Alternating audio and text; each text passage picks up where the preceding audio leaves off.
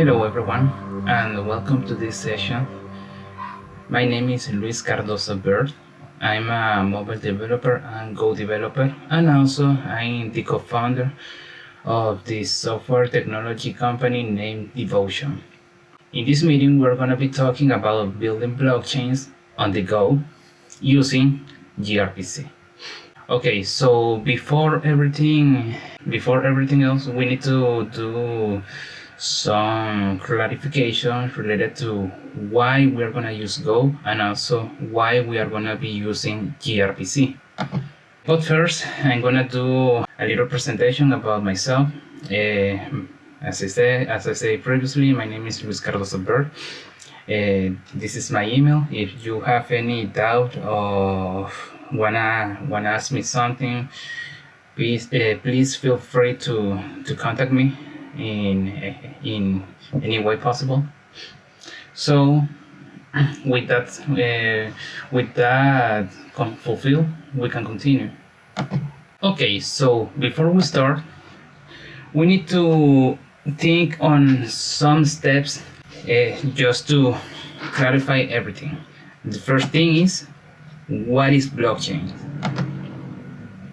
Then we come to the second step, and that is, why are we choosing Go from all the other programming languages like Node.js, Rust, Ruby, C++, C#, Python?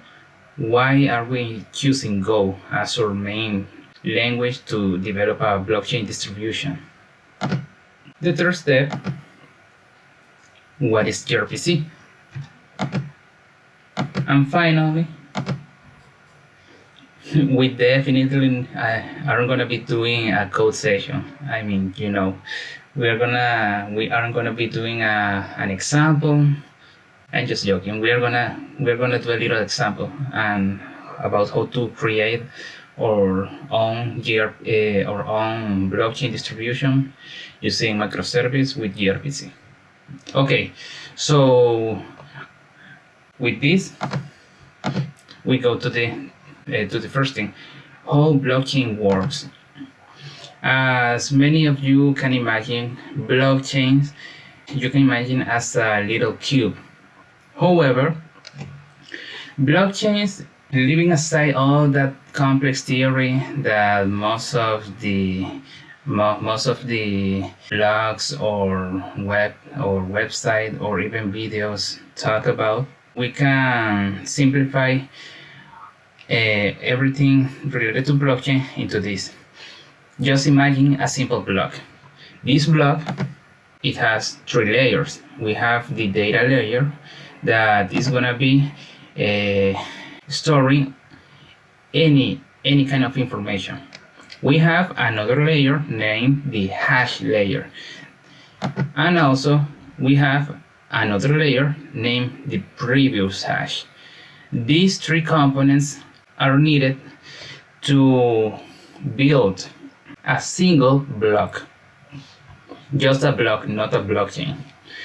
The term blockchain, as it says by itself, is just multiple blocks that are nested one with another.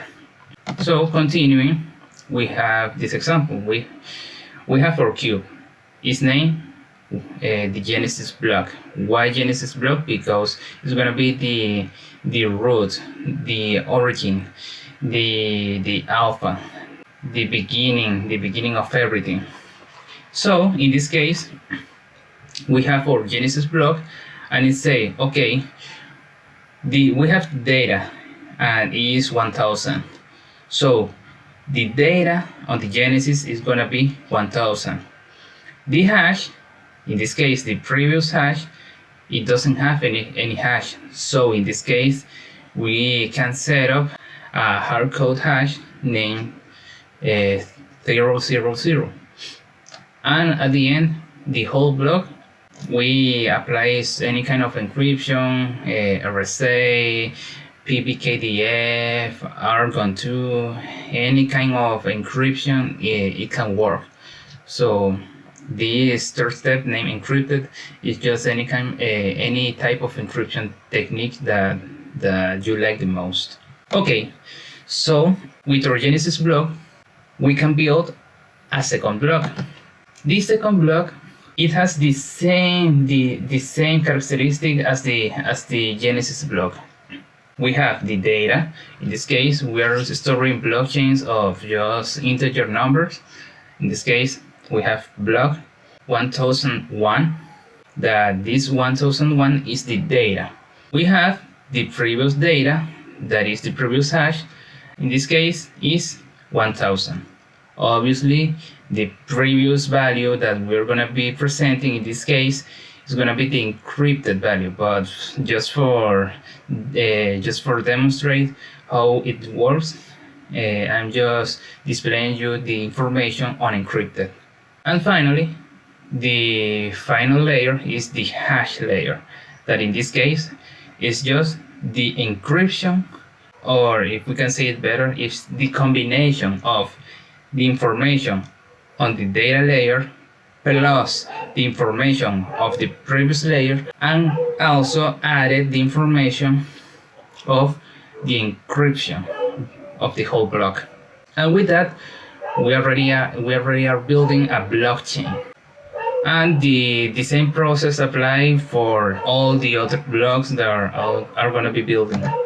So in this case, for example, block 1001, block 1002, if you can see, the process is the same. It's an iterative process, it isn't going to change. However, there is a special case. If you can see here, block 1000, the data is needed to build the second block. This is the block 1001. And the block 1001 is also needed to build the next block, that is the block 1002. But there is a special case. What is that? For example, if we decide to move, or for example, if we for any reason move one block from the third position to the second one, the blockchain by itself isn't gonna be matching the data. And that's the special thing about blockchains, the security that brings by itself, because when a hacker tries to access to the information, the hacker needs to decrypt all the blocks that the system has. But in this case, he will never gonna be, or well, if you can say better, it's gonna be really difficult, if we say it may be impossible, to retrieve all those blocks, and also to retrieve the Genesis block. That this block is a special block because it has all the necessary information to start building the next generation of blocks. So as you can see, if for some reason we have block 1002, yes, it matched with the previous data. However, with the next block, it say, hey, wait a minute, this is bad, because this block, the third one, block 1002, can do any kind of matching with the previous block. So the block 1002 is bad, is wrong.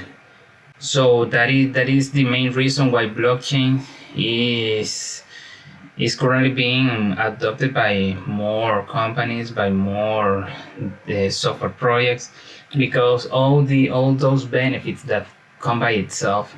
However, there's just one little thing that we need to make clear.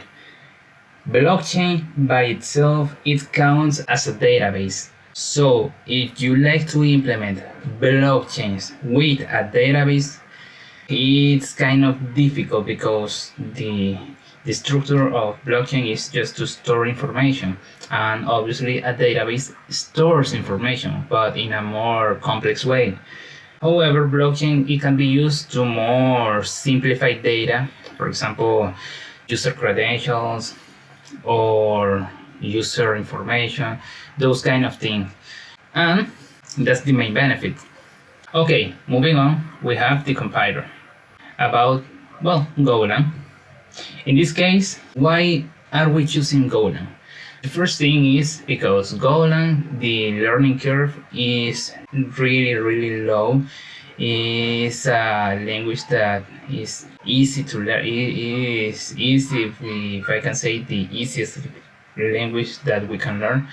And also it has the big benefits of the compiler. This compiler, it works like you code once and it's gonna run everywhere, on every platform or on every architecture: Windows 32 bits, 64 bits, Linux 32, 64, Mac OS, any kind of operating system. And well, the final thing is, and also Golang is a static and strongly typed language. There isn't gonna be more than one solution. However, the most used solution is gonna be always the correct one. So Go by itself, it brings you a lot of benefits: the compiler, the easy code, and also the static and strongly typed language.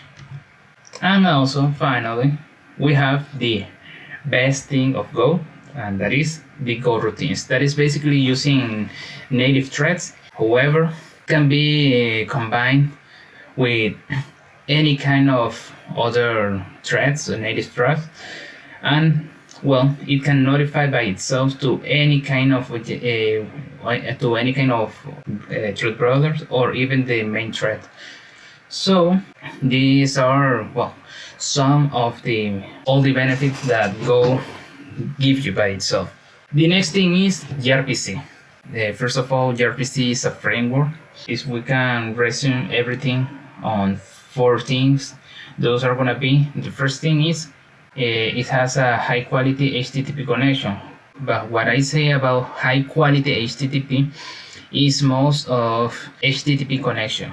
As you know, maybe on some of your projects, personal projects, or on some business software development, for any of you that has developed APIs, you know that by itself, the API, all the connection that is being done is using HTTP1. However, gRPC inject a little upgrade into that connection method and upgrade it to the HTTP2. That it brings you a better performance and also a whole more clear results from end to end. The second one is a framework really easy to understand. We're gonna see it on the example. The third one, the change that we are gonna be doing on gRPC are easy to change, because gRPC by itself is gonna be segmenting everything on minimalist service, and those services can be rearranged, restructured without us to be changing or without us to be doing a lot of change on the server or on the client's apps. And finally, we have the assist that gRPC brings us. That is most of testing, inspection, and modification, thanks to the protocol buffer that is being used by default on gRPC. This is the kind of thing that maybe you are used to. For example, REST API, as I said previously, is based on HTTP1 that is added with a REST service, and that REST service we are going to be using a JSON to fetch and send information. However, gRPC, most of the developers think that it's related to Google, but no, it isn't. Well, the G change on each upgrade. Sometimes it's good, great, genius, but never Google. And the RPC is based on a remote procedural call. gRPC is a combination between HTTP2, remote procedural call, and also protocol buffer. Actually, it is kind of easy. So, with this presentation done, we can do a little code example. In this case, we're going to be using Go, and the mission is going to be develop a blockchain distributor using gRPC and Go. Okay, so now that we are on favorite. Well, in this case, I'm gonna be using Golang, just because I really like how it handles all the Go issues. So, but you can use any other text editor, VS Code or Atom, or well, anything else. So now that we are using Go, now that we already created our project, we're gonna be doing some setups. First thing, we're gonna create a directory named proto. This proto is gonna be used to handle our protocol buffer file. In this case, the skeleton for our blockchain. So we're gonna type. What name can we keep it? Okay, let's go with blockchain.proto. Okay, that's cool. So now that we have our blockchain.proto, we can do some setup. In this case, we're gonna type syntax equals proto3. Then we need to specify the package. In this case, the package is gonna be proto. Don't forget to put the dot and the comma, the semicolon.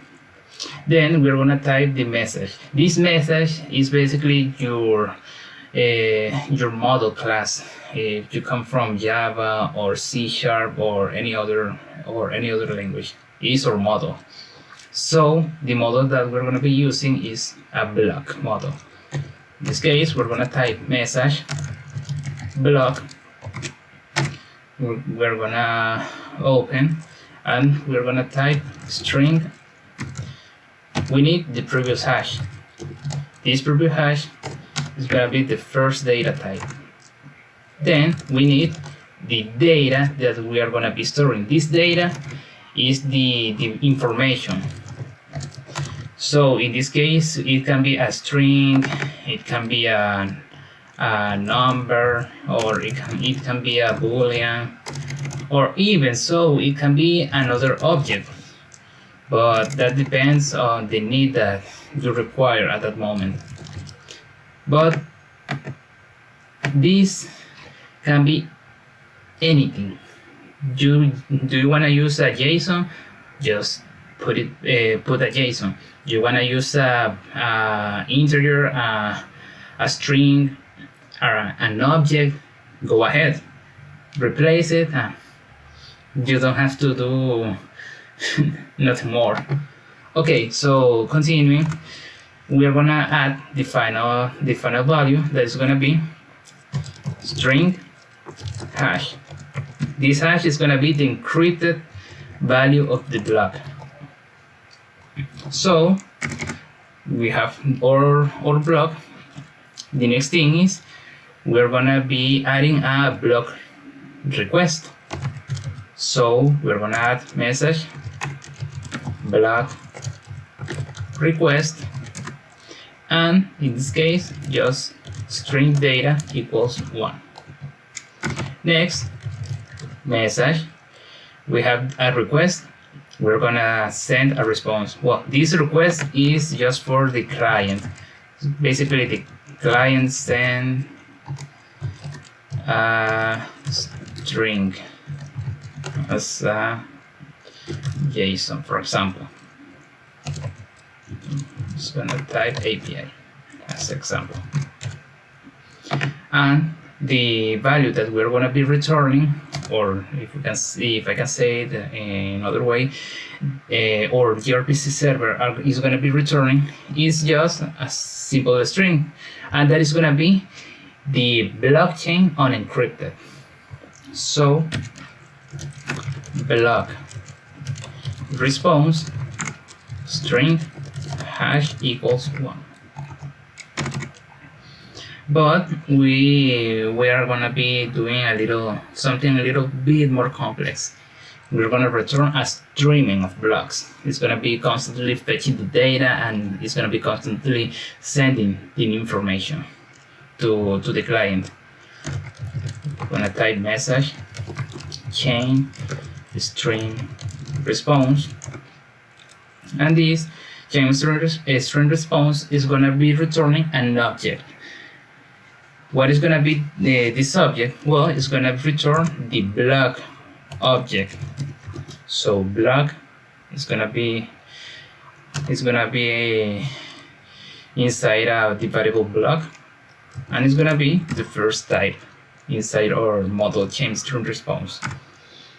Then we're going to type empty model, and that empty model is just going to be used when the user requests this, for example, a get. That, as you know, the get doesn't need a JSON body to fulfill the message.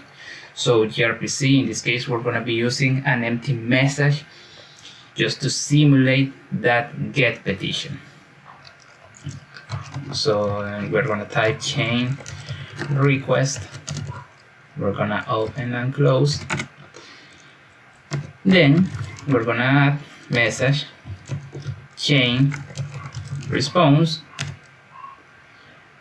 and we're going to send a repeated block, type block equals 1.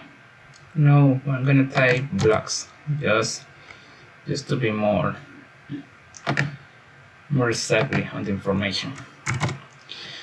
So what do we have at the moment? We have a message named block that is going to contain the information of our new block that we're going to be creating, and also the other blocks that are going to be chained to the previous one.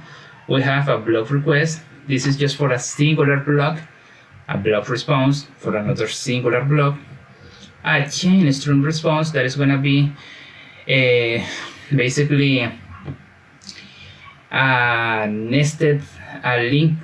linked list of blocks, chain request, and chain response. This repeated is basically just a while. Is an infinite loop. Finally, we're gonna add service blockchain, and in this service blockchain, this is just gonna be the functions. As you know, on your controller, you can just type this, for example. I don't know, func get data, and then return JSON. Just an example. This scenario is going to be replicated, but inside our protocol buffer. How are we going to be doing this? Well, in this case, the only thing that we need is just to add an RPC, a remote procedural callback, and it's going to be named at block. What is going to be receiving? Well, it's going to be receiving a block request. Then this block request is going to return a block response. And that's it. We're going to copy this, paste it, and stream get blocks chain request, and here we're going to return a string chain string response, and finally get chain, same as before, chain request, and it's going to be returning chain response. So this second service, this second RPC and the third one, they're the same. In one, we're going to be returning a streaming, and on the second one, we're going to be returning a repeated object. But this repeated object, it can be treated as an internal streaming service. So this one and this one are almost the same, maybe on a 90%. So Now that we have our RPC, we need to generate that information. How are we gonna be generating the information or the skeleton? Well, in my case, I prefer to use a bash. So I'm gonna create one. It's gonna be named generate.sh, and well, just gonna type, if I can remember, bash, and this is the command. To generate the skeleton, we need to type proto blockchain.proto go out, because we are going to be returning Go code, and plugins equals gRPC and a little dot. And with that, you can just run this command: cd proto sh generate.sh.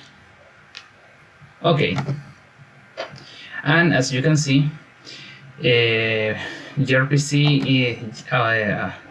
adds to the code project a new file named blockchain.pb.go. Well, that protocol buffer.go. This protocol buffer is a code generated, so please be careful, and please be advised that if you do any kind of change inside this file, when you rerun the generate sh, it's gonna delete everything and it's gonna add the new information. So in this file, you don't need to modify it. It's good as it is. Okay, so now that we have our blockchain.pb, we can start coding. Finally, what do we need? We need the model. In this case, the model, I'm gonna create a new directory named chainer. In this chainer, we're gonna be adding a new Go file. It's gonna be named chainer. Okay, and we're gonna add type. This type is gonna be a block, but this block, if we can check, this is our model. We have 3 strings: name, previous hash, data, and hash. And with that, we can add previous hash. There's gonna be a string. We can add data, also a string, and also hash that is a string. And of course, we need to be returning a list of blockchains because, as the name says by itself, it's a nested list of blocks objects. And with that, we can just add a new structure named blockchain, and in this blockchain we can just add block that is gonna be an array block, and we're done. Blocks, and we're done. We have our block structure. As I said previously, this data type, in this case is a string, it can be replaced by any kind of data type that you desire: a string, a number, a boolean, a JSON, a list, an object. It depends of what you need at the moment. Okay. With all that, we can start doing some more changes. What do we need? we need to create a new function. In this case, we need to create a new blockchain. But how we are gonna do? How are we gonna be doing that? Okay, let's create a function named makeBlock. This makeBlock, what do we need? We need the previous hash. We need the data, and both are gonna be a string. And finally, this is gonna be returning an already existing object of type block. Finally, we are just gonna be adding the block. Block is gonna be an already existing block. And I don't know why the autocomplete. Okay, there we go. Okay, so previous hash is gonna be previous hash. Data is gonna be data. Hash, we don't have the hash. Instead, we need to decipher the hash and then add it. Well, with that case, we need to add a new function. We can call it getHash. GetHash, because what is the value? It's gonna be the previous hash and the data that we need to encrypt. Also, both are gonna be string, and it's gonna return a string. Well, hash is gonna be. We're gonna do some encryption. In this case, I'm gonna be using the SHA-256. Feel free to use whatever encryption method you like the most. In this case, I'm gonna be using SHA. So sorry, SHA-256 dot sum 256, and we're gonna be adding an array of bytes, and that array of bytes is gonna be composed of the previous hash plus the new data. And at the end, we are just gonna be returning the encoded value of hash. However, it's gonna be linked, or it's gonna be differentiated with this little symbol. So in this case, hex encode to string, and with that we have our hash function.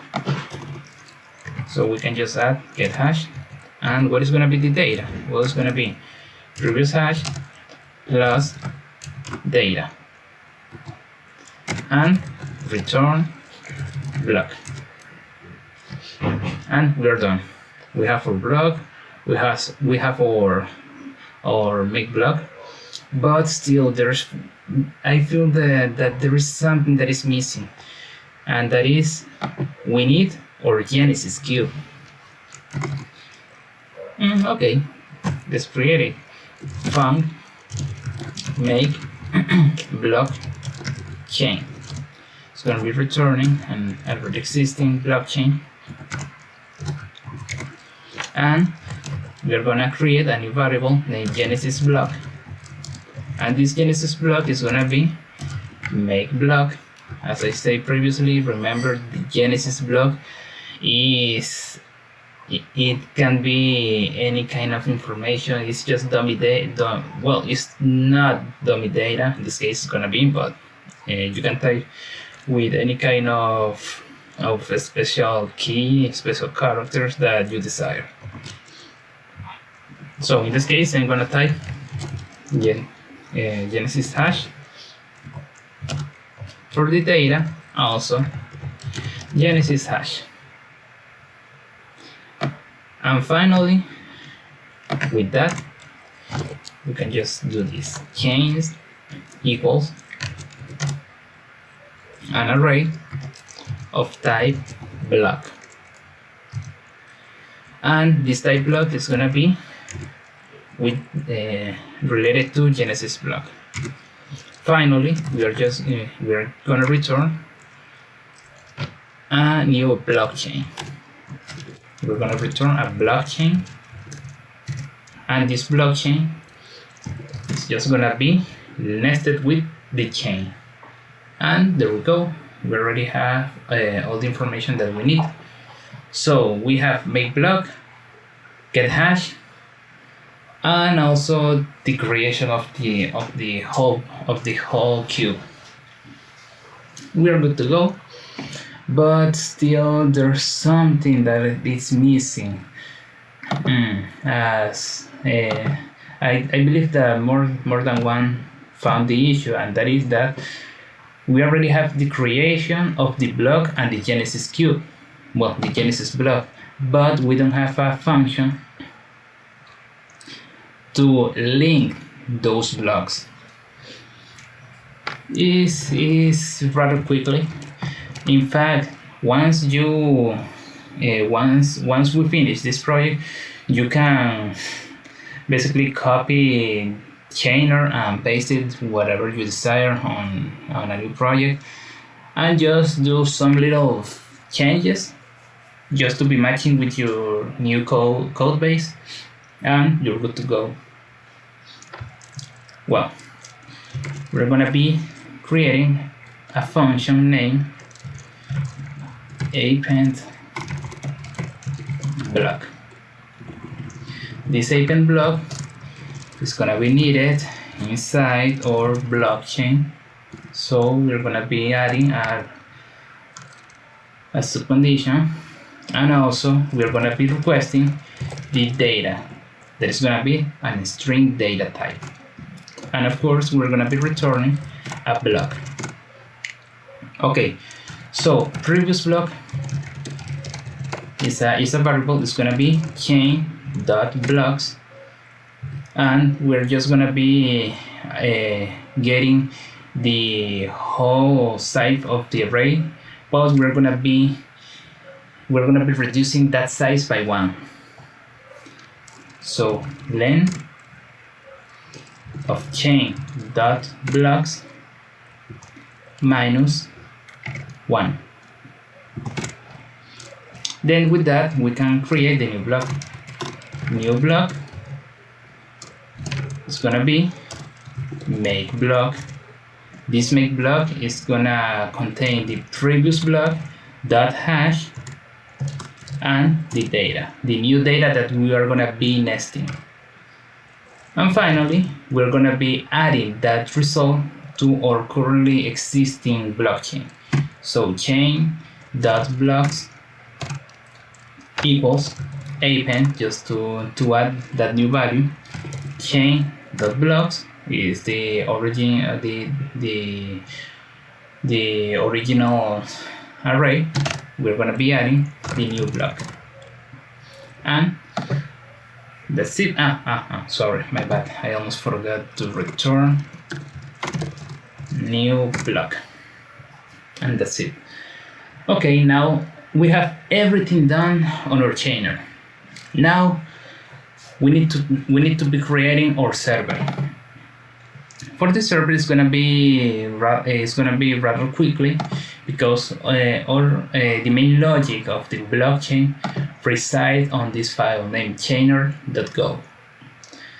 Well, we're gonna create a new directory named server, and in this server we are just gonna be adding a new Go file named server.go. Okay, well, I'm just gonna replace server with main, just to be able to be capable of run this project. And we're gonna be creating some needed structure just for the gRPC service to start running. Well, we're gonna create our func main, and in the function main we're gonna be adding a variable that is a listener, and this listener is gonna be net.listen. It's gonna be requesting a TCP connection, and what is gonna be the address? And let's just say 8004. However, this is giving us an error, and it's because net.listen throws more than one value, also throws an error. And with that, we can just add another value named error. Finally, let's just gonna check if error is different from nil. Log.fatal. What can we type here? Okay, let's just type unable to listen on port, and let's just send the variable. It's gonna be error. Perfect. Then we're gonna create server. It is gonna be a gRPC dot new server, and server is gonna be a new server is gonna be a new server. However, this server is gonna be linked with the chainer. This chainer is just to start with our Genesis cube. So it's gonna be chainer dot make blockchain. This is giving us an error, but it is because we haven't import all the required elements. Let's just add it. Okay, it's gonna be blockchain and the gopher chainer. Let's just copy this, paste, and this is gonna be proto. Okay, perfect. Okay, that's good. Okay, now what is the issue that we have here with server? We need to create a new structure. This is because we need to handle this request inside on a custom structure. In this case, it's gonna be type server, and this type server is gonna be chainer.blockchain, and we're good. Finally, we're just gonna register our new server, or new service on the protocol buffer. So proto.register blockchain server, and this register is gonna be chainer dot sorry, my bad. It's gonna be our server and the new value server. But still we have a little issue. Say cannot use server as type blockchain server type does not implement. Okay, this because there are missing methods to be implemented. Okay, let's just add it. And finally, server.serve listener on our desired port. Okay, let's just gonna add those imports, context, generate request. Okay.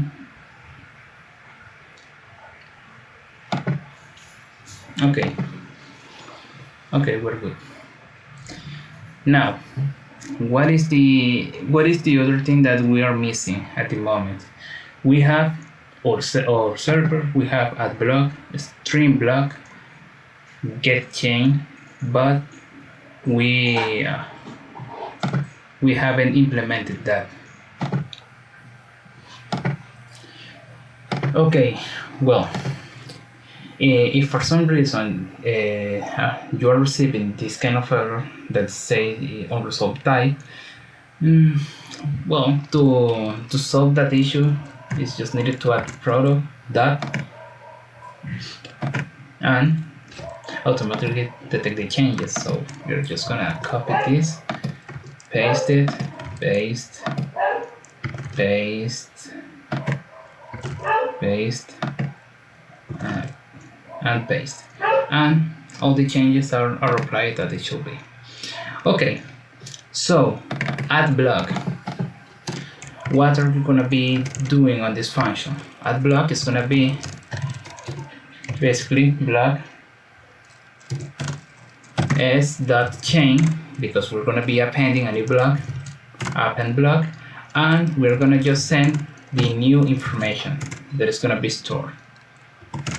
And with that, we can just return a new proto, and this proto is gonna be block response, and the hash is gonna be block.hash. And finally, we just return, also we just link a nil because there isn't any kind of error, so we're good to go. Second one, stream get block. How are we gonna be doing this?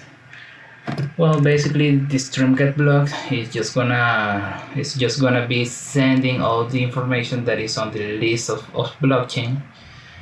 So with that, we can just do this for anything in the range of s.chain.blocks. We are just gonna be adding the current object into a new variable named result. It's gonna be a new proto dot chain string response, and this is chain string response is gonna have a block. This block is gonna be of type proto dot block, and we're just gonna be adding this information. Previous hash is gonna be block dot previous hash, data block dot data, hash block.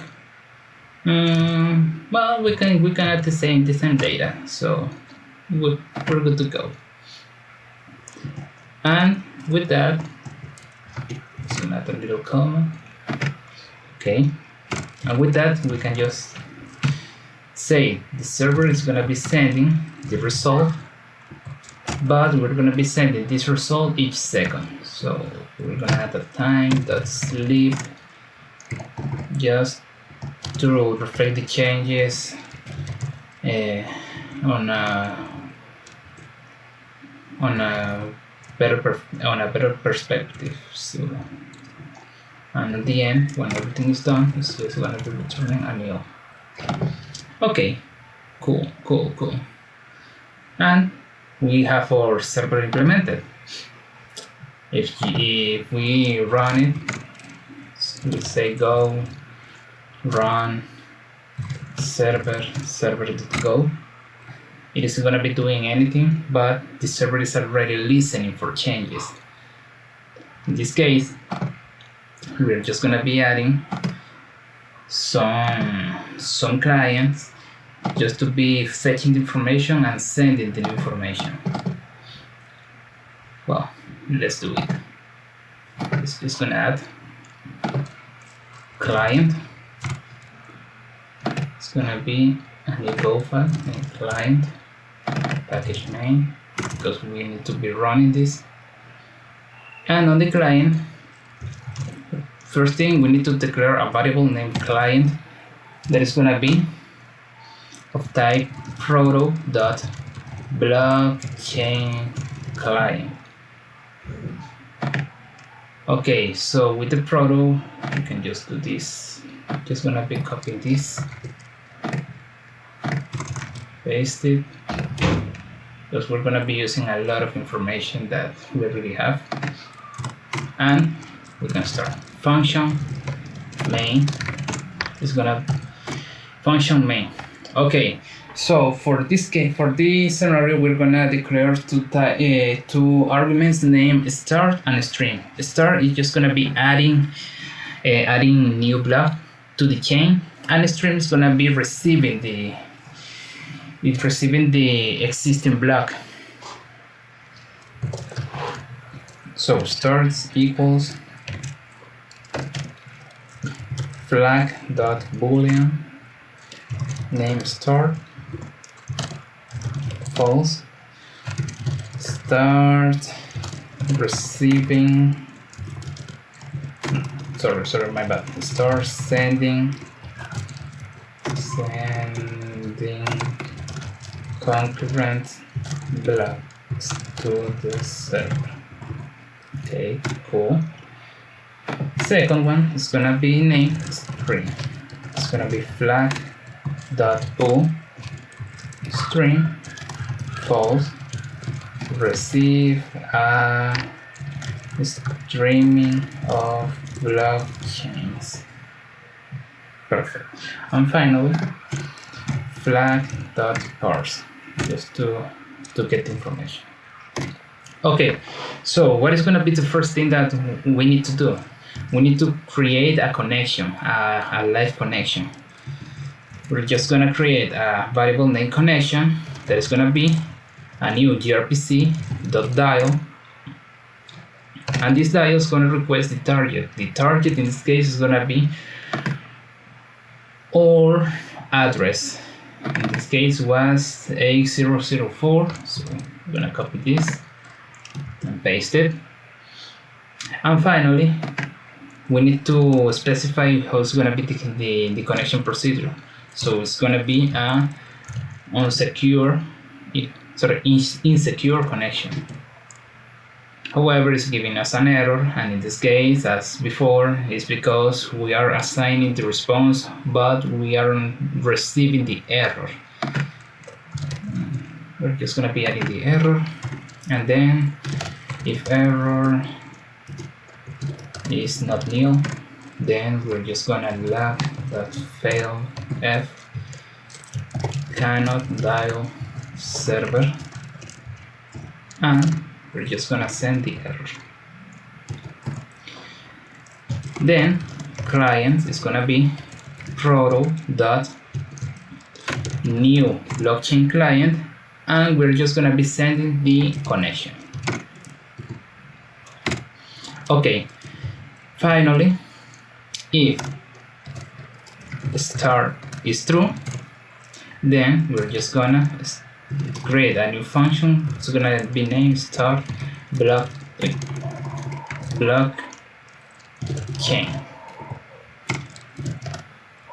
If string is true, then start streaming. Okay. Finally, we need to create those two functions. Start blockchain.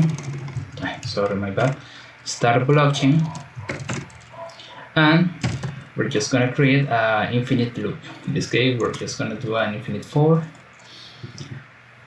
in which case the information is gonna be block. It's gonna be client.addBlock. We need to send the context.background, and also we are just gonna be adding the request. It's gonna be proto.block request. This block request, we are just gonna be adding the data. In this case, the data is gonna be the current time. So time.now.string. However, we are receiving an error. So same as before, we need to add another variable, but in this case it's gonna be address error. Finally, Finally, if address error equals nil, is not nil, then we're just gonna copy this. Just gonna paste it, and we're just gonna say unable to add block.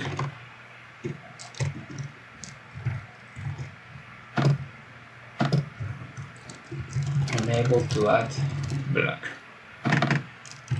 Address error. Cool.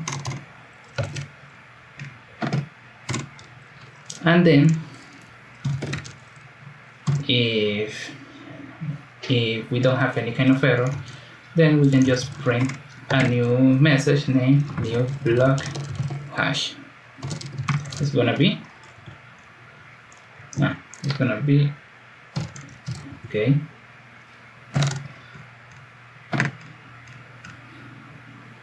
Well, this just sends the string, so we can do this instead. Okay, block dot hash. Okay, cool. And finally, time.sleep, because we're going to be adding a new block each second. Time.seconds. Okay, cool, perfect. In this case, we're going to start running our client. Oh, my bad, I forgot to do the change on the client. In this case, use variable client. Client, it was just this. Okay, I'm just gonna remove this and start the server. Go run client.go. Where was the argument? Start. String declare, but okay. So as you can see, this server is already sending the information and is returning the new encrypted hash. So it's working. We're gonna let this blockchain run, and we're gonna finish the streaming. So I'm just gonna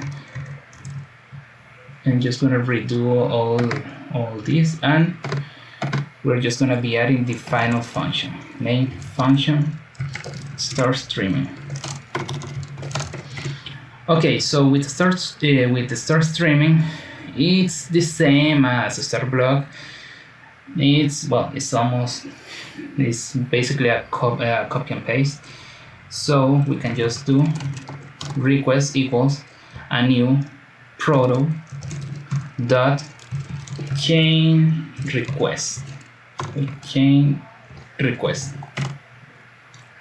Good.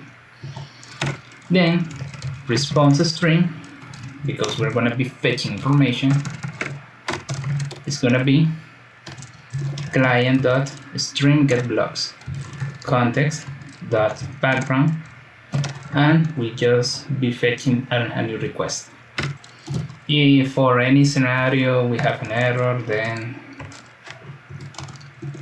we're just gonna be type a new fatal exception error while calling string, and then we are just gonna be iterating over that response.